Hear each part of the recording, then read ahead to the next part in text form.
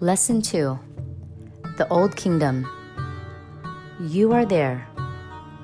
You're visiting the Egyptian city of Giza in 2510 BC. Gazing out into the desert, you stare in awe at the gigantic rock carving rising from the sands.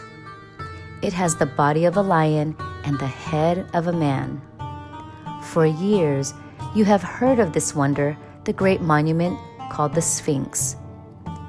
Work on this project was begun before you were born. Even now, long lines of workers are hauling huge blocks of stones on a series of rollers to the construction site.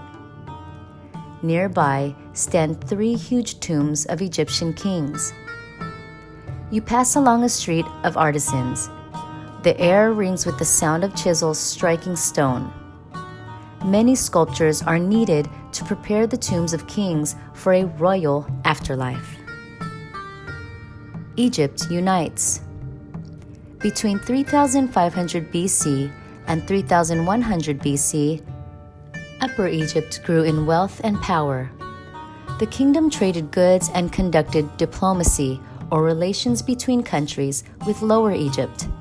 However, the Upper Egyptians wanted to control all Egypt.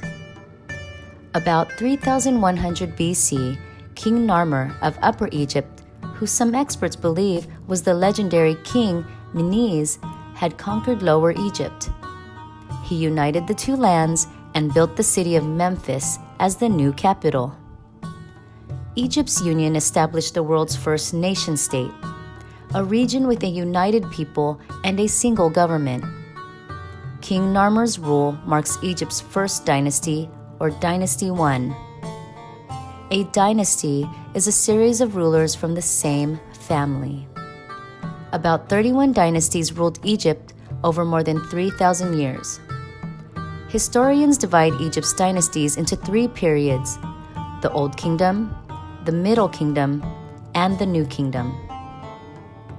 The Egyptians considered the kings of the Old Kingdom to be living gods, acting as the connection between the gods and the people of Egypt. The people believed that the kings could never be wrong and were able to control the Nile's flooding and the food supply. These beliefs not only helped unify the Egyptian people, but also allowed the kings to maintain their authority. The king owned all the land and so controlled both the economy and government. The vizier, or chief advisor, carried out the king's orders. Other officials collected taxes, planned building projects, and made sure the laws were obeyed. Members of the royal family held the highest public offices. Beginning in Dynasty 5, many helped the king rule by acting as nomarchs, or governors, who ruled administrative areas called nomes. Ancient Egypt was divided into 42 nomes.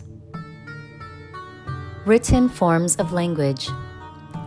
About 3100 BC, the Egyptians developed a writing system that used hieroglyphs, or picture symbols. The Egyptians may have borrowed the idea of writing from the Sumerians. Early Egyptian hieroglyphs writings had more than 700 symbols. Each glyph represented a sound, an object, or an idea. At first, the Egyptians used hieroglyphs mostly for religious purposes. In fact, hieroglyphic means holy carving. Scribes used carved hieroglyphs on the stone walls of temples, tombs, and palaces. Later, scribes began to record government information such as royal ceremonies, tax collecting, and even the depth of the Nile. To keep more and more records, the Egyptians invented a paper-like material called papyrus. To make papyrus, the Egyptians pressed together strips from the stalk of the papyrus plant, a reed that grows in marshy areas. Scribes wrote on papyrus with tools made from reeds sharpened to a point. Soot, the fine black powder from smoke, was mixed with water to serve as ink. For the Egyptians, a book was a scroll, a roll of papyrus sheets joined end to end. Some scrolls were more than 100 feet long. Building the pyramids.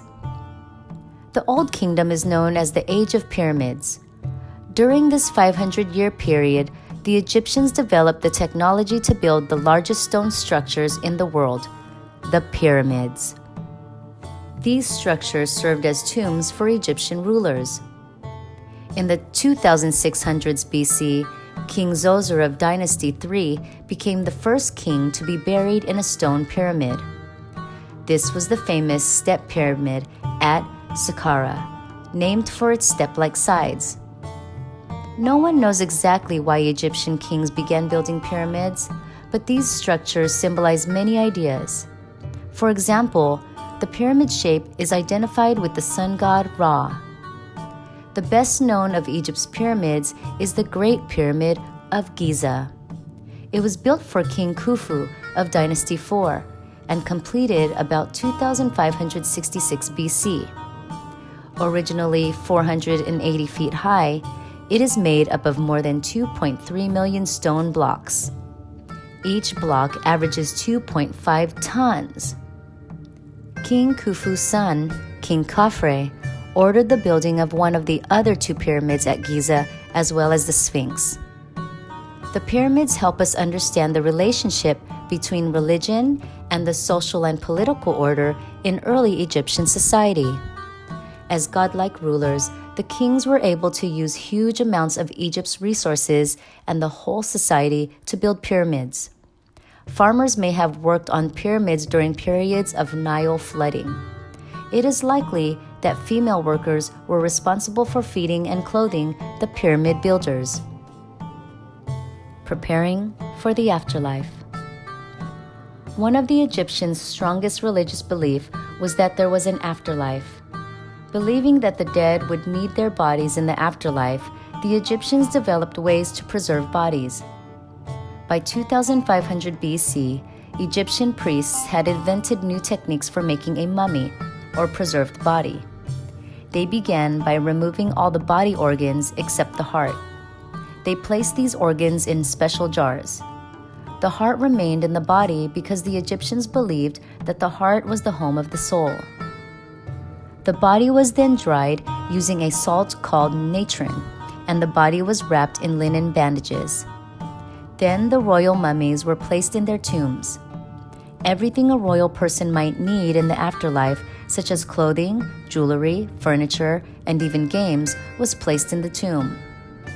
Later, during the time of the New Kingdom, priests placed a collection of writings known as the Book of the Dead in the tombs. It was not until after the discovery of the Rosetta Stone in AD 1799 that scholars could decipher hieroglyphs and read Egyptian writings such as the Book of the Dead. One of the most important writings in the Book of the Dead explains the weighing of the heart. The Egyptians believed that the soul of a dead person appeared before the god Osiris and a group of judges. The judges placed the dead person's heart on one side of a scale and a feather, the symbol of truth, on the other side. If the two balanced, the soul earned life forever. The judges would say, "I have judged the heart of the dead person, and his soul stands as a witness for him. His deeds are righteous in the great balance, and no sin has been found in him." Heavy souls, the Egyptians believed, would be eaten by a monster that was part crocodile, part lion, and part hippopotamus.